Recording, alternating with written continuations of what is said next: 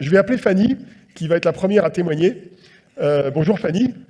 Donc, j'espère que vous connaissez Fanny quand même, hein. Vous pouvez l'applaudir.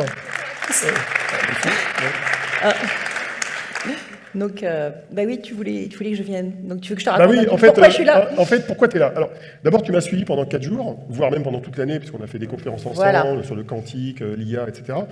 Donc, tu peux, partager peut-être 2 ou 3 anecdotes sur comment je prépare le rapport. Est-ce qu'il y a un truc secret que je ne connais pas, mais que tu as observé? Et puis après, surtout, que tu partages un peu ton ressenti de ce que tu as vu et surtout de donner des conseils aux entrepreneurs qui sont là sur la manière de se présenter, quoi. Exactement. Ouais. Alors, On là, a vu le meilleur et le pire, hein, de ce côté-là. ouais, exactement. Non, alors, ce qui est intéressant, c'est le fameux rapport, c'est que tout le monde se pose des questions et en fait, j'entendais beaucoup de gens dire oui, ce serait bien d'être la petite souris d'Olivier Ezrati pour savoir comment il fait. Et je me suis dit que j'avais cette opportunité puisque ça fait 12 ans maintenant, 13 ans qu'on se connaît et qu'on se retrouve sur des salons, on s'est retrouvé au Japon, on s'est retrouvé au CES plein de fois, etc. Et là, après avoir fait les comptes, je t'ai dit, bon, allez, je vais t'accompagner, hein, si t'es OK. Et il m'a dit, bon courage.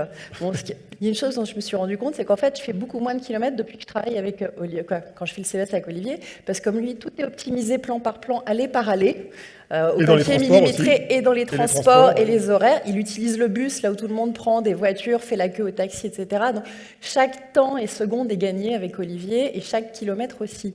Alors que quand on est un journaliste, on a des rendez-vous à droite, à gauche, et des fois, il faut aller du Convention Center ou à l'Eureka Park et revenir. Et donc, je suis arrivée jusqu'à 18 km certaines années.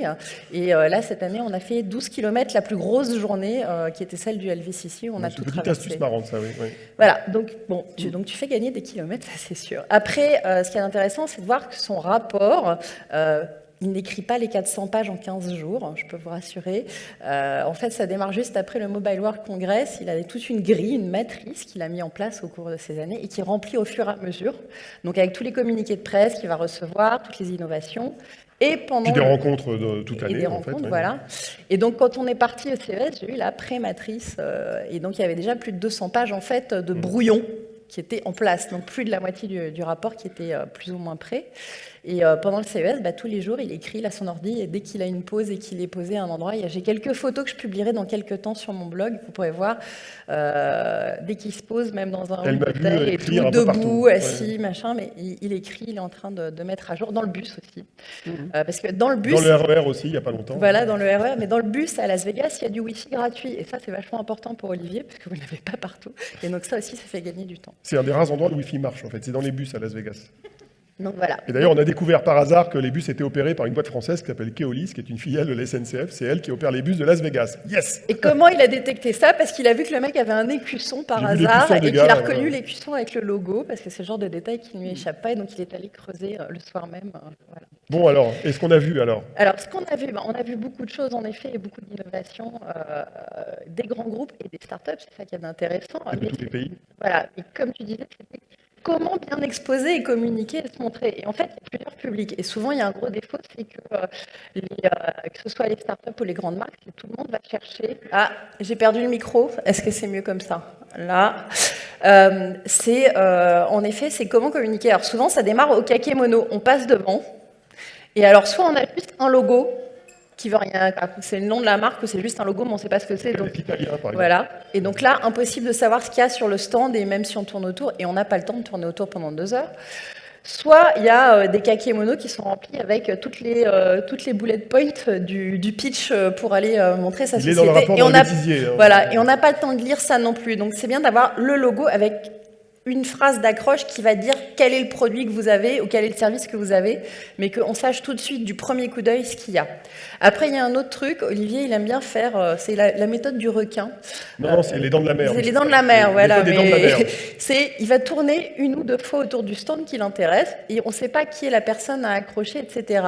Et normalement, il faudrait avoir un rabatteur sur chaque stand, c'est super important, pour repérer les gens avec les badges qui passent, que ce soit des journalistes, que ce soit des investisseurs, que ce soit des futurs partenaires de grands groupes. Ou des gens avec un appareil photo qui n'arrivent pas à faire des photos du stand. Voilà, c'est pourquoi ils sont là. Et donc ces gens-là, il faut qu'ils soient capables d'aller rabattre la personne et de l'emmener à la bonne personne qui va pouvoir pitcher le bon truc. Parce qu'on ne pitche pas la même chose à un journaliste qu'un investis ou un investisseur. Et ça, c'est super important. Donc, c'est dans les petits tips. Donc vous retenez, Voilà. si vous voyez un requin qui tourne autour d'un stand, Voilà, un mec avec un appareil photo, voilà. Et un autre Voilà. truc aussi que j'ai vu, parce qu'on l'a vu, c'est si vous allez au CES et que vous voulez pas qu'on vous prenne en photo, c'est que vous avez rien à faire au CES aussi. Oui, Parce plutôt, que oui, ça oui. nous est arrivé, on nous a dit non, non, pas de photos, y compris chez des grandes marques. Hein. Chez Samsung, on s'est fait rabattre gentiment. Voilà, ça nous a fait sourire, on a quand même fait nos photos. J'apprends quand même. Hein. Voilà. Donc voilà, quoi d'autre? Après, prenez vos billets d'avion le plus tôt possible, hein, Ouais, c'est bon. mieux. Les hôtels aussi. Il y a plein de moyens de réserver et d'annulation gratuite pour les hôtels, donc on vous le Il y conseille. a un truc que j'ai remarqué, l'année dernière, on avait bien insisté dans la formation pour les entrepreneurs en leur disant « ayez toujours un rabatteur dans les allées ». C'est quelqu'un qui est un peu un chasseur, c'est lui qui va détecter les gens dans les allées et qui va les choper pour leur dire « viens voir la démo, viens voir mon produit qu'il est beau ». Et après, une ou deux autres personnes prennent la main. Bah, cette année, j'ai trouvé que les Français le faisaient moins que d'habitude, donc Ouais, c'est juste on en un avait signal beaucoup d'alarme. moins. Attention, il faut être plus agressif commercialement pour ceux d'entre vous qui êtes exposants. Il ne faut pas croire que les clients ils vont venir comme ça, quoi. Il faut aller les chercher avec les crocs, quoi. Voilà. Et on a vu d'ailleurs le meilleur et le pire là-dessus. Je te rappelle, on a vu un Américain, Neurasthénique, c'était pas mal. Hein. Ah bah, on C'est avait pas l'impression courant, qu'il hein. était sous Valium. Il a pitché, mais en 10 minutes, ce qu'on aurait pu faire en 30 secondes, je pense. Mais il parlait comme ça, lentement, et pas Donc promoteur ça, du c'est tout, pas un quoi. bon Ouais. commercial pour Et sur on a ce vu genre à de le contraire salon. un type qui nous a laissé tomber quelque chose par terre. c'est Il ça a fait tomber un truc au moment où on passait, parce qu'il nous avait repéré du coin de l'œil un peu avant, et donc il s'est mis devant nous, il nous fait « Ah non, mais attendez, j'ai un super truc et tout ». Il nous a alpagué, et il a été très bon, puisqu'il nous a gardé 5 minutes sur le stand. Ce qui, encore heureux que tout le monde n'arrive pas à nous captiver autant. Le manque de bol, j'ai pas parlé de lui dans le rapport, mais bon, c'est pas grave. Pour autant. Pourtant, il faisait un truc très bien pour pas perdre ses objets, et Ok. tu aurais peut-être pu retrouver ton Alors, il y a un appareil autre truc, photo. il y a un autre truc qu'il faut rappeler quand même dans la visite, c'est que le CES, ça permet des fois de tomber sur des objets un peu bizarres. Alors, par exemple, on est tombé là-dessus. Donc, un yacht Et de alors 23 ça, mètres. Alors, Il est raconte, un- Fanny. Bah, non, mais moi, ce qui m'a surtout fait mal, c'est Olivier, en général, il s'arrête pas. Il fait son truc et il n'a pas le temps. Et là, le yacht, c'était là qui disait non, mais il faut avancer, Olivier. Non, mais j'irais bien le visiter. Et c'est revenu. Et Et il y avait une demi-heure d'attente. il y avait pour une le demi-heure visiter. d'attente. Et donc, il l'a pas visité le jour même, mais le lendemain où je l'avais demandé, il y est retourné à Et l'ouverture hop, pour aller je le l'ai visiter. visité à l'intérieur. Il n'y avait rien à voir, en fait. Il y avait des soucis. Il a été très déçu de sa visite, J'étais mais un au peu moins, il a déçu. fait Je crois qu'il était pas assez grand. 23 mètres, c'est pas beaucoup, quoi. Mais c'est quand même un yacht de 23 mètres planté comme ça au milieu du salon. Et la veille, on avait eu une moissonneuse-batteuse quand même. Hein. Exactement. C'est quand même pas mal. Ça coûte c'est pas la cher première à fois. Hein. transporter. Et alors, il paraît que John Deere est en train de faire sa transformation digitale. Non, en fait, ce qui s'est passé, et ça arrive tous les ans, l'organisateur du CES essaye d'attirer des entreprises de secteurs très variés pour les mettre dans le salon. Alors, une fois, ils l'ont fait avec Carnival Cruise, qui sont des tours opérateurs de croisière qui partent de Miami, je crois. Et cette année, ils ont réussi à faire venir un fabricant de tracteurs, et qui d'ailleurs exposait un tracteur robot en extérieur que j'ai loupé parce qu'il était planqué au fond d'une salle.